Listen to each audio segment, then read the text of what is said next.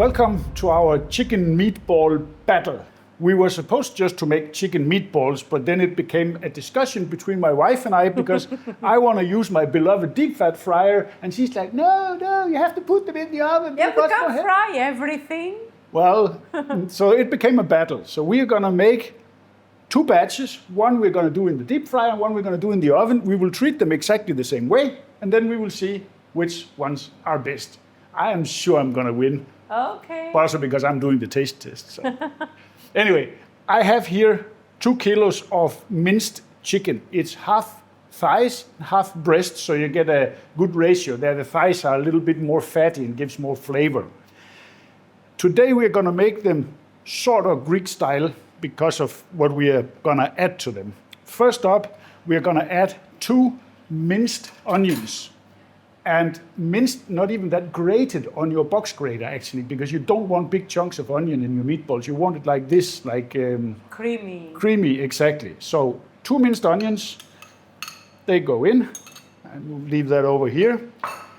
And then we're going in with 4 whole eggs, 1 egg per half a kilo or per pound, about.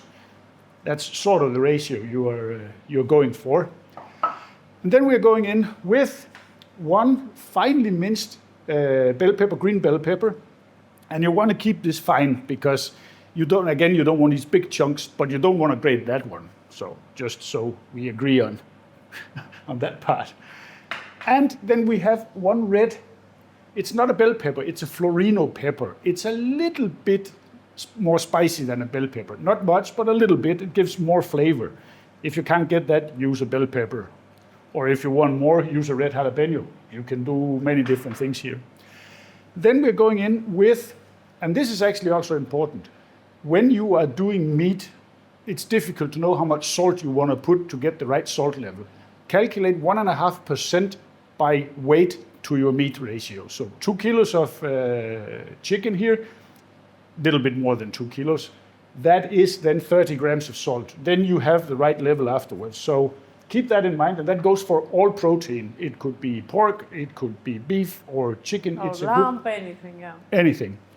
Then we have half a tablespoon of cumin. You can dial that up and down depending what you like. I like cumin. I could have gone further up, but we also have guests coming over that's not so crazy about it, so we dialed it down a little bit. Half a tablespoon of turmeric. Very nice spice also. And then we have some chopped peppermint leaves, fresh peppermint leaves, and that's where the Greek component come in because that's very used in meatballs here in Greece. So in with that. It matches perfectly. It does. Mm-hmm. And then I would say 1 lemon. Yeah, 1 lemon. Juice of 1 lemon. Depending how juicy it is, we'll see. If it's not very juicy, I'll go with 2, but let's see what it gives us. That's pretty good for a small lemon. Not bad. Mm-hmm. I think that will cut it. In with that. Nice. That's beautiful. And last but not least, you could go with breadcrumbs here, but we are going to bread it on the outside before we fry/bake them. So we are going with oat, which has been in our coffee grinder. So it's fine powder. You could also use cornflakes actually and do the same. There are many options to do this, or use regular breadcrumbs if you so want to. But that is, what was that, 150 grams? 150 grams. And don't forget the olive oil. True. A squeeze of olive oil. I almost forgot that. Thank you. Yeah, you're welcome. I don't know exactly how much, but hey, 2-3 half of squeezes. That. You want a bit of olive oil. So about half of what I had there, that's maybe 4 tablespoons, 5 tablespoons. And then on with your gloves, because there's one thing here you don't want on your handles, and that's turmeric, because then they're yellow for 3 days after. So, yeah. Plus, if you're squeamish about touching chicken mince, then put your gloves. And then it's just about getting in and massage and mix this.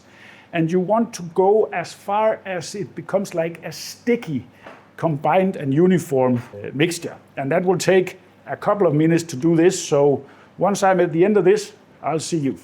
And when everything is nice and sticky, you see here, and it sticks to your fingers like this, that's like if you were making sausages. You want to go till it's really tacky and nice. That's what you want to see. Now we are going to leave this in the fridge for maybe half an hour, 45 minutes for all the flavors to combine and for it to set a little bit so it's easier to form the meatballs. And of course, you cannot have chicken meatballs or even chicken nuggets without a good dipping sauce. So while our meat is cooling off, I'm going to show you how to make a real super easy sweet and sour sauce that goes well with everything from this to spring rolls. So, small pot, 150 milliliter of rice vinegar. And then for the spicy part, we are using sambal oleg, one of my favorite. It's pickled chilies. And we are going to go with 3 tablespoons of that. That should do it, gives it a little bit of a kick and the right color we're looking for. So 3 of that, 50 grams of regular granulated sugar. And then we're going in with a minced clove of garlic, actually 1.5. You can dial this up and down as you wish. This is on the garlicky side, I would say, but that's okay. And then minced ginger. I probably have 2 tablespoons here.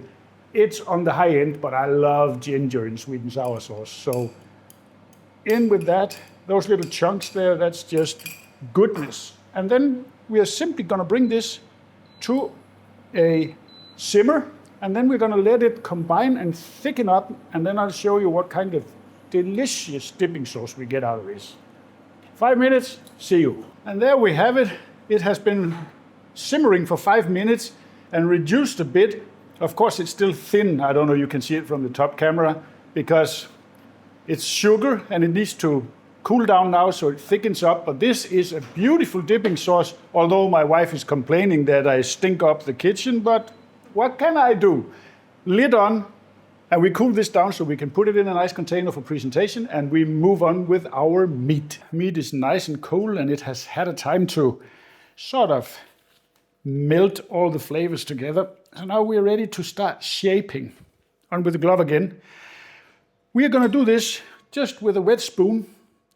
And then, depending how big you want them, you shape them there in the palm of your hand with a spoon. That's basically the easiest way to do it. And on to a rimmed baking sheet with some paper, a little bit more water. And then it's just the tedious work of making as many chicken balls as you can. But you're doing it well. Yeah, they look nice, huh? Yeah, they do. You see? When I'm finished with all of this, I'll show you the end result. There we have them, 2 trays of nice chicken meatballs. There are many more, but for the sake of the episode, these are the ones we are going to put in the freezer now for 30 to 40 minutes. We want them to be frosty, not frozen, but frosty. So I'm off to the freezer. See you in 40. Here we are, and they are slightly frosty, so that's perfect, exactly as we want them. We have here a standard breading station, all-purpose flour, a couple of beaten eggs, and some panko breadcrumbs. We are not seasoning the breadcrumbs here because we have a lot of flavors in the meat, so there's no point in starting adding this. We are using this for texture, so that's why we're doing it. And this is very simple. Flour, roll it around, into the egg wash, 1 wet hand, 1 dry hand, make sure it's fully covered, and then it goes into the panko that we use the dry hand to finish it off. And I'm going to put it exactly back where it came from because they are going to be fried, so there is no problem in using the same piece of paper there. That's perfectly fine. Because couldn't we also do them without all the breading station, like directly as they are? Yes, both oven, both fryer, you can do that. The Okay. reason for the panko and the breading is for texture mostly. Of course, you can season your breadcrumbs if you so want to and give them some extra taste. But when we have so much flavor in the meat, it doesn't matter. It's mostly the texture. When you bite into them, you get the crunch. Either fry them or Exactly. grill them without. Okay. So I'm going to continue with all of these, and then I'll see you at the stove. Let the battle begin. So we take one of our trays here, and in the middle rack on a preheated 200-degree oven, we stuff them in and let them bake. That will take 20-25 minutes. So while they do that, we're gonna do our deep fried ones. I hope I'm gonna win, but let's see. So don't put them in the basket because then they will stick. So put the basket down and take them one by one and lower them in like that so they start to fry a little bit. And then we do them in batches, probably 4, maybe 5. You can do this with your spider if you're afraid of the oil splatting, but now we let them go until they are golden brown. And when they come to the surface like this, and they are nice and golden brown, as you see, look at those babies here. But let me just make sure here with my thermometer. That's perfect. 67, 69 degrees, even 70. Ooh, they're done. You want to stop them there late 60s, early 70s, because they will have some carryover temperature, and then they will overcook. You want them to end up around 75, something like that. So out they come, and we continue with the next batch.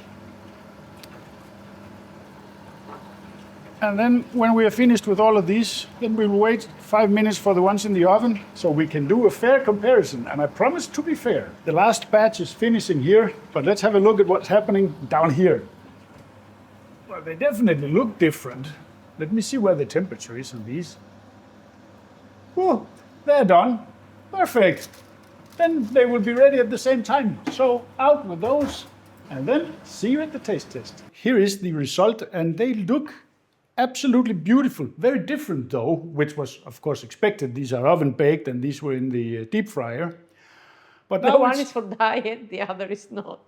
Let's see. But now it's judgment time. Normally I like to eat with tools, but this is actually a finger food proposition. So let me go in here with one of the losing team from the oven. I'm not sure about anything. And our nice dipping sauce. Let's not forget. Competition is how it's called it, rigged. That's so nice.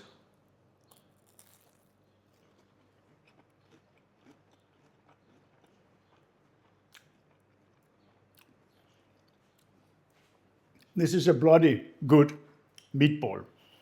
The flavors are fantastic, but they are of course the same, so the meat will taste the same. It does have a nice crunch to the outside, but I'm sure it's not as crunchy as the other one. But texturally, it's absolutely not bad. And not dry at all, it's perfect actually. So let's try one of the ones from the deep fat fryer, where I'm crossing my fingers here. Well, I'm sure you're gonna dunk it in go for it.